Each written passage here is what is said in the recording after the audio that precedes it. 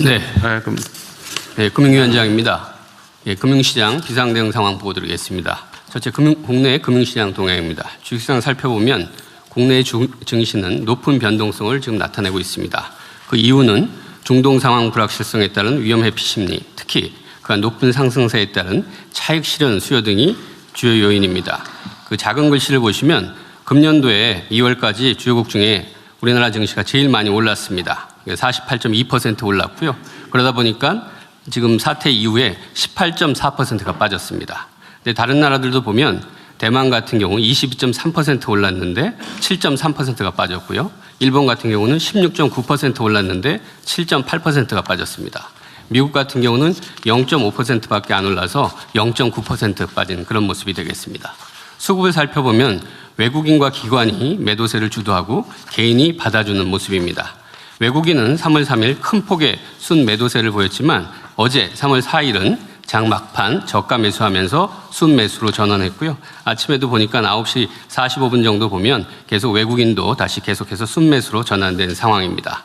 시장 전문가들 의견을 들어보면 단기적인 변동성도 있고 그다음에 앞으로 이 상황 전개가 좀 불확실한 측면은 있지만 기업 실적, 정부 정책, 증시로의 자금 유입 등 기본 요건을 감안하면 증시의 추세적 하락 가능성은 낮다고 평가하고 있습니다.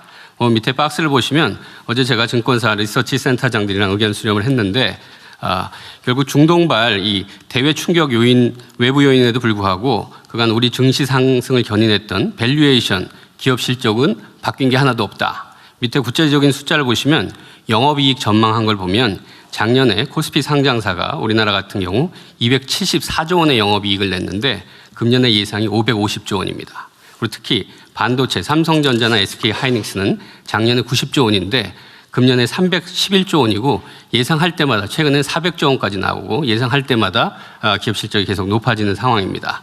그래서 이분들 말씀들은 맨 밑에 보시는 것처럼 과도한 불안보다는 우리 경제 금융시장에 대한 신뢰를 기반으로 좀 합리적인 판단할 수 있도록 정부가 확고한 시장 안정 의지를 가져달라. 그리고 구조적으로는 그 위에 중간에서 보시는 것처럼 지배구조 개선, 불공정 거래 근절, 생산적 금융 등 지금까지 해왔던 그런 정책들을 일관성 있게 계속해서 추진해달라 이런 주문들이었습니다.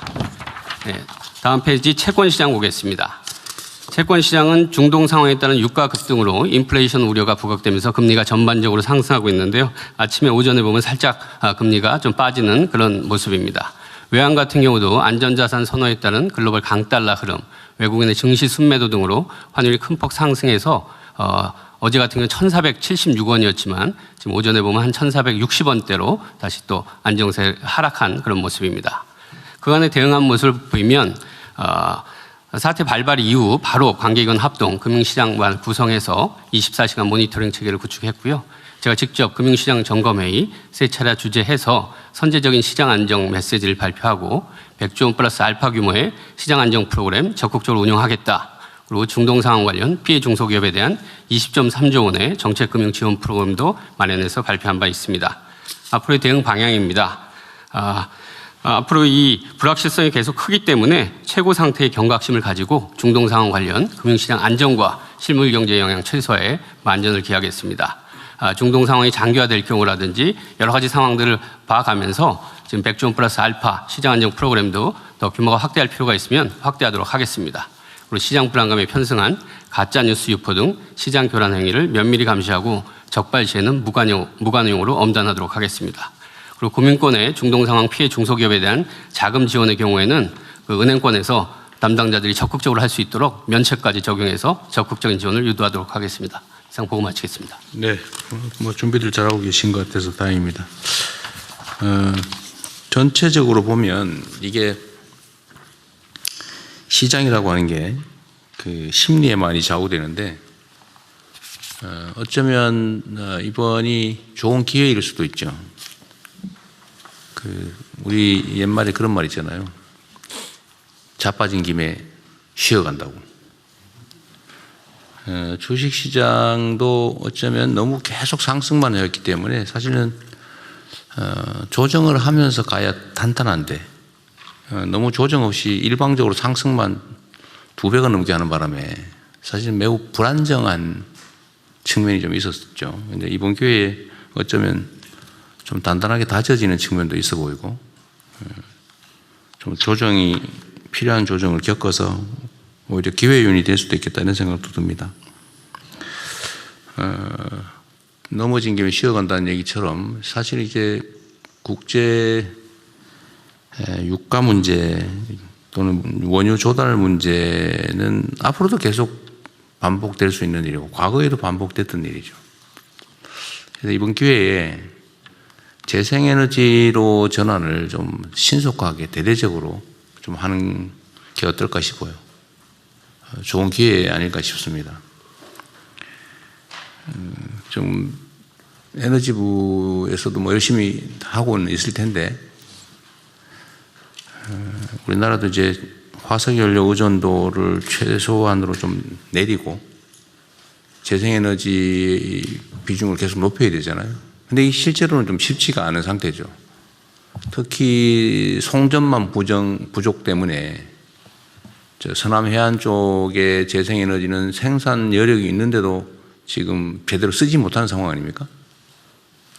그리고 앞으로도 지금 송전망을 계속 확충해야 될 상황인데 송전망 확충도 그 하루 이틀이 되는 건 아니고 좀 신속하게 해야 되는데 더 근본적인 과제는 소위 지산지소 원칙에 따라서 에너지가 생산되는 지역에서 소비될 수 있게 하는 게 제일 중요하지 않습니까? 그리고 우리 대한민국의 가장 구조적인 문제, 근본적인 문제는 수도권 집중인데 어쨌든 산업 배치도 에너지가 많은 지역으로 좀 대대적으로 신속하게 옮겨갈 필요가 있어요. 그죠? 네, 그렇습니다. 그 산업부도 계속 애를 쓰고는 있는데 뭐 재경구도 마찬가지고 이번 기회에 좀 인식도 바꾸고 이 화석연료에 의존하는 게 바람직하지도 않을 뿐만 아니라 대외적 불안정 요소가 크니까 의존도를 최소화해야 된다라는 걸 우리가 이제 모두가 느끼는 거 아닙니까? 그럼 이럴 때 정부도 그렇고 민간도 그렇고 산업계, 경제계도 좀 근본적인 사고의 전환을 해야 될 것 같아요. 너무 수도권이 다 집중돼서 전기를 지방에서 생산해가지고 수도권으로 옮긴다고 막 송전망을 대대적으로 건설한다고 하니까 주민들은 반대 시위하고 또 국토 불균형은 점점 악화되고 또 생산 비용이 올라가가지고 산업 발전도 지체되고 다 문제잖아요. 그리고 우리가 이때까지 얘기했던 대로 사실은 지방에서 에너지를 생산해서 수도권으로 끌고 오느라고 엄청난 비용이 발생하는데 지금은 사실은 지금 전기요금이 전국에서 똑같다 보니까 네. 생산 지역에서는 억울하게 손해를 보는 상황이고 또 집중돼서 사용되는 지역은 부당하게 이익을 보는 측면이 있잖아요. 네. 그러니까 이 지금 이 계획 중에 전기요금 차등제 또 이제 말을 하고는 있는데 이것도 이제 현실적인 고민을 실제로 해야 될 것 같아요. 네. 그리고 기업들도 이제 수도권에서 저 멀리서 전기 끌어오는 비용을 사실은 국민 세금으로 부담하면서 거기서 혜택을 보는데 이제는 계속 이렇게 갈 수는 없다는 거 아닙니까? 네. 공정하지도 않고 또 국가 발전에도 저해되고 그러면 이제 원칙대로 생산비가 싼 데서 쓰는 건 싸게 또 송전 비용을 포함해서 비싼 데는 비싸게 제대로 가격을 책정해야 되겠다는 생각이 들어요. 네. 그래서 전 부처들이 산업경제 관련 부처들은 이번 기회에 사실은 위기를 기회로 활용하는 게 언제나 중요한데 위기를 위기로 방치하고 끌려다니면은 그야말로 우리도 낙후할 수밖에 없고 오히려 이 위기는 모든 사람이 겪는 모든 나라가 겪는 상황이기 때문에 이 위기를 이제 기회로 누가 더 빨리 전환하느냐에 따라서 경쟁의 판도가 바뀌잖아요. 오히려 이번 기회에 우리의 의식도 바꾸고 좀 더 신속하게 과감하게 전환을 해 나가야 되겠습니다. 네. 산업부도 마찬가지죠. 산업부도 지금 장관이 지금 캐나다 가셨죠? 그렇습니다. 네, 차관이 나오셨는데 하여튼 산업부도 노력은 하고 있는 건 아는데 좀 더 가속화할 필요가 있겠습니다. 네. 재경부도 마찬가지죠. 네. 음,